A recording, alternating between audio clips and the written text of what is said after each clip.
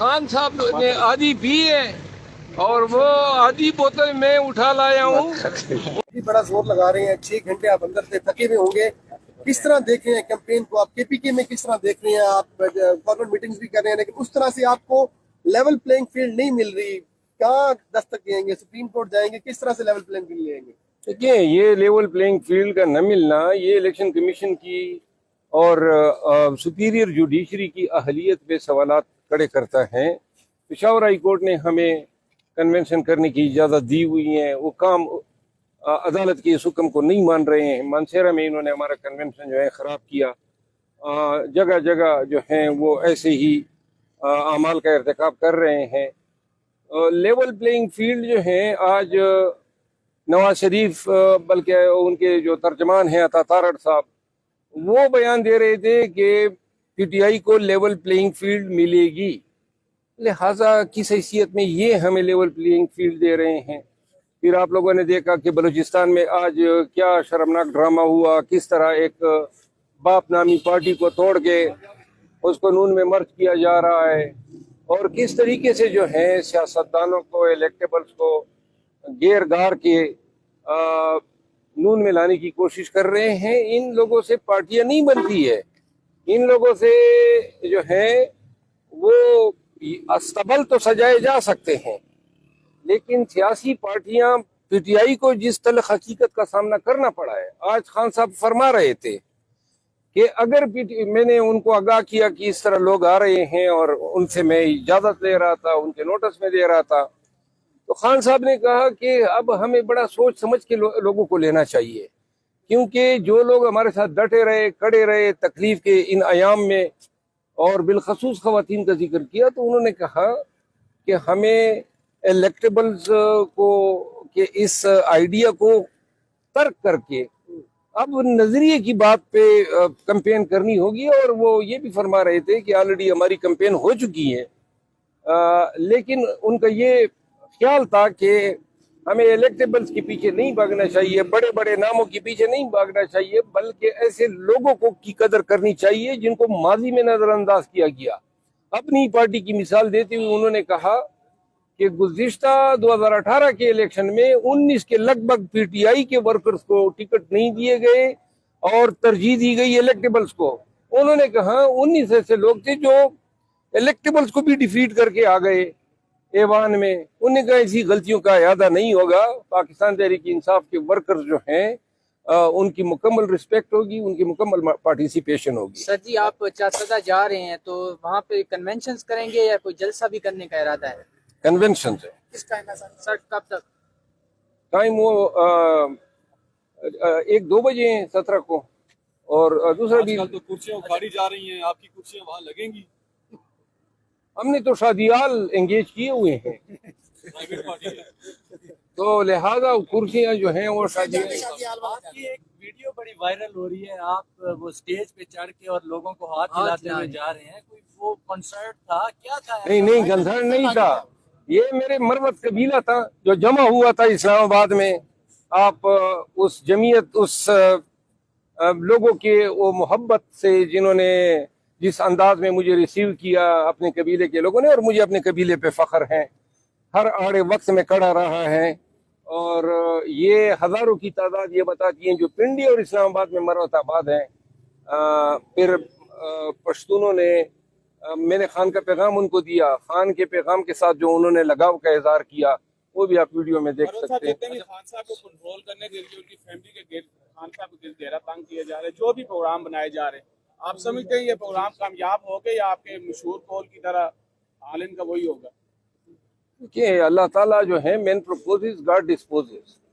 اللہ تعالیٰ جو ہے وہ مطلق العنان ہے, اور وہ اللہ تعالیٰ جو ہے وہ ڈٹرمن کرتا ہے کہ کس کے حصے میں کیا ملنے والا ہے, آنے والا ہے. تو لہٰذا یہ ماضی میں بھی اسی طرح کی تدبیریں اور طریقے جو ہیں وہ استعمال ہوئے ہیں. لیکن آپ کو میں ایک بات بتا دوں, اور یہ خان صاحب کے الفاظ ہیں, کہ 8 فروری کو پاکستان میں ایک نئی تاریخ رقم ہوگی. نہ کبھی اتنے ووٹ کاسٹ ہوئے ہوں گے, اور نہ کبھی اتنے ووٹ بیک وقت کسی ایک پارٹی کے لیے کاسٹ ہوں گے. लोगों का जज्बा देखना है, पाकिस्तानियत देखनी है, हुब्बुल वतनी देखनी है, खान से मोहब्बत देखना है, और आपने ये देखना है कि लोग किस तरह जुल्म और जबर को जो है जूते की नोक पे रखते हैं। तो 8 फरवरी का इंतजार करो। ये जो आज क्वेटा भागे हैं, जिसके लिए दोहरा कानूनी और अदालती मयार अपनाया गया, और जो आज अपने आप को मुक्तदर समझता है, इंशाल्लाह 8 फरवरी जो है इन तमाम लोगों की सियासी ताबूत में आखिरी कील जो है ठोंकेगी।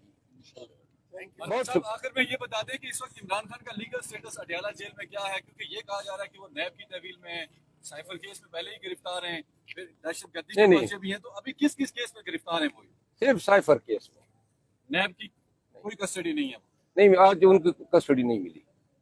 ये खान साहब ने आधी पी है और वो आधी बोतल मैं उठा लाया हूँ। उनकी इजाजत से मैं पाकिस्तान तहरीक इंसाफ के किसी कमिटेड आदमी को ये गिफ्ट किसी टैंकर में डाल के ना सबको कह दिया। सर ये खान साहब ने आपको कहा है कि मेरे कमिटेड बंदे को देनी है, या आप अपनी तरफ से देंगे? ये मैं दूंगा ना, ये खान साहब ने तो नहीं कहा है। अच्छा, ये खान साहब ने नहीं कहा, आप अपनी तरफ से। चले जी, वो आपने क्या, और बहुत प्यारे लग रहे थे। ग्रे कलर की उन्होंने ट्राउजर पहना हुआ था, और तकरीबन इसी से मिलती जुलती उन्होंने जर्सी पहनी हुई थी। ग्लासेस जो थी पढ़ने की या नज़र की ऐनके, वो बिल्कुल जर्सी के इस तिकून से लटक रही थी, और तकरीबन कोई ऐसा मौजू रहा नहीं जिस पे हमने गुफ्तगू नहीं। इस्लामाबाद हाई कोर्ट का आज के फैसले पे क्या कहते हैं कि जेल के अंदर ट्रायल को फिलहाल रोक दिया गया है, और नैब का जिस तरह से आज बैरिस्टर उस्मान सत्तर कह रहे थे कि दावा बोला है नैब ने, नैब के हवाले से क्या कहेंगे और आज के फैसले के हवाले से? देखिए, नैब जो है वो आप सबको समझ आनी चाहिए कि जब आप साइफर केस जो हैं वो समाअत के लिए फिक्स होने वाला है सुप्रीम कोर्ट में, तो इन्होंने अब पेश की तैयारी की है। पहले भी मैं बता चुका हूं कि ये एक के बाद दीगर एक केस में छूटता जाएगा तो दूसरे केस में गिरफ्तारियां डालेंगे, और वही हो रहा है। अभी इनके तरकश में और भी तीर हैं।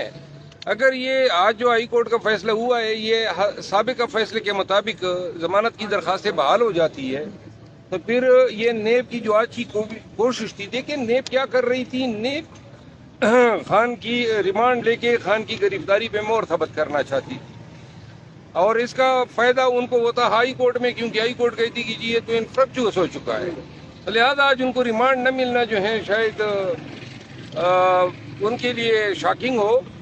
हमें थोड़ी बहुत दादरसी मिली है। बैरिस्टर सलमान साहब कह रहे थे कि आज इमरान खान बड़े गुस्से में थे, वो भी जज साहब के सामने कुछ उन्होंने बात की, खास तौर पे अल-कादिर ट्रस्ट केस के हवाले से क्या गुफ्तगू की और क्या उनका स्पिरिट देखते हैं आज? बहुत सारी गुफ्तगू की, खान साहब ने खुद दलाइल दी है, आर्गूमेंट्स की है। अल-कादिर ट्रस्ट के बारे में खान पहले भी जो है इसी अदालत में इसी जज साहब के सामने 10 मई को मेरी मौजूदगी में बोले थे, यही सारी चीज़ें बताई थी। आज फिर उन्होंने अपना मौक़िफ़ बताया। अल-कादिर ट्रस्ट जो है 190 मिलियन पाउंड की स्टोरी कहाँ से शुरू होती है, फिर ये रकम आती है सुप्रीम कोर्ट में जमा होती है, कैबिनेट जो है अप्रूव करती है, फिर अल-कादिर यूनिवर्सिटी के लिए जो ज़मीन जो है डोनेट होती है वो ट्रस्ट को जाती है। तो लिहाजा इसमें ज़ाती जो फ़ायदा है या अपनी ज़ात के लिए कोई मुस्तफ़ीद होने का जो एलिमेंट है, जो एंटी करप्शन लॉज के लिए कंडीशन प्रेसिडेंट है, वो इसमें मिसिंग है। और इसीलिए खान साहब का इस्तेदलाल यही था कि जो जिस तरीके से ये अदालतों को चलाना चाहते हैं, अदालतें उस रुख पे और उस नेज पे चलना शुरू हो जाती हैं।